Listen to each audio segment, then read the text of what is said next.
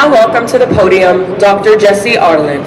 Dr. Arlen is a scholar and community leader serving as the director of the Krikor and Clara Zorab Information Center at the Eastern Diocese of the Armenian Church of America. He is also a postdoctoral research fellow in Armenian Christian Studies at Fordham University's Orthodox Christian Studies Center. Please join me in welcoming Dr. Arlen.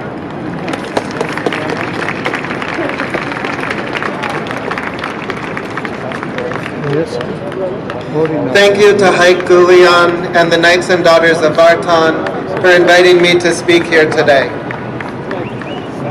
Kerashnor Serbazan Hayrer, Arjanabadi Harsub, Batvagan Hurer, distinguished guests, ladies and gentlemen, and children.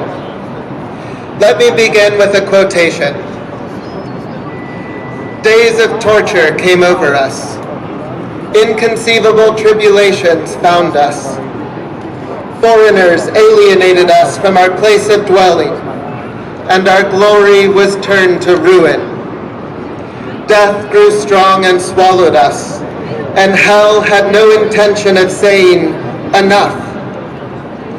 We who resided in the land were banished.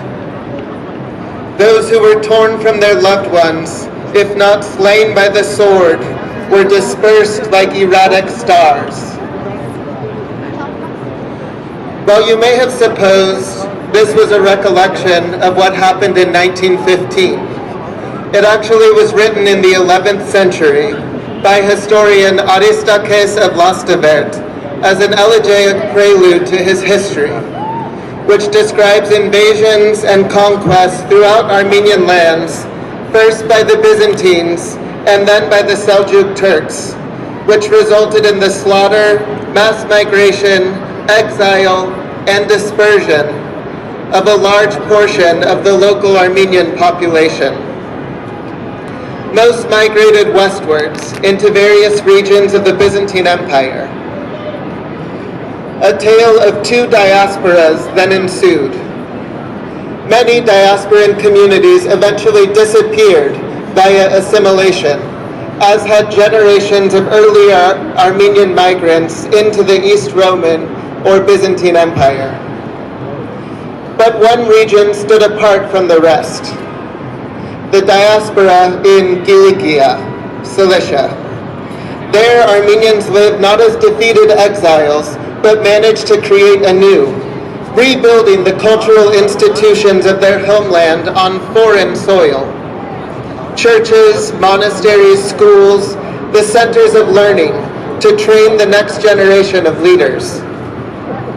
The seat of the Catholicosate even relocated there, and though it was not the native homeland of the Armenian people, it soon became a thriving cultural center. In a stunning reversal of fortune, Kilikian Armenians achieved a height of cultural production in literature, the visual arts, and architecture almost unrivaled by any other period of Armenian history. They did this in innovative ways, not just by imitating the past. There was fertile engagement and cross-cultural exchange with all the peoples of the Crusader Middle East, as well as Armenians back in the traditional homeland.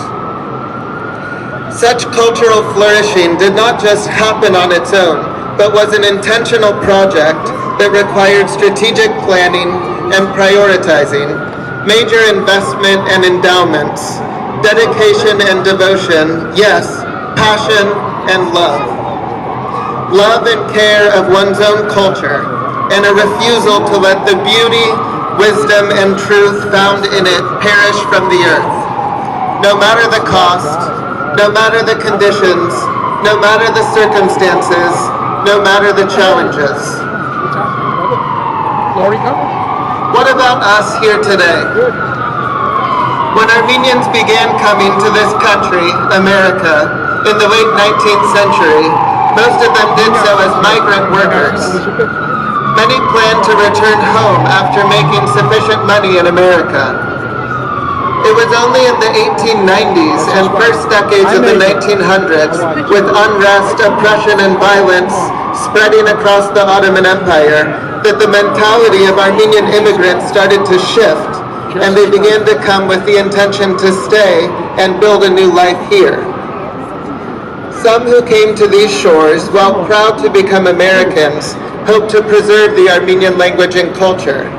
Others were happy to assimilate completely and forget their troubled past. This is his wife and his son. After World War I, with Armenian orphans and destitute communities throughout the Middle East, the model of making money in America in order to send to Armenians overseas began to solidify. The primary role of Armenian Americans soon emerged. They were philanthropists, funders, donors, or sponsors of Armenians abroad, but not producers of culture in their own right. This contrasts sharply, for example, with the Armenian communities that formed in Lebanon and Syria in the 20th century, where efforts were made to establish cultural institutions and educate cultural leaders, writers, musicians, teachers,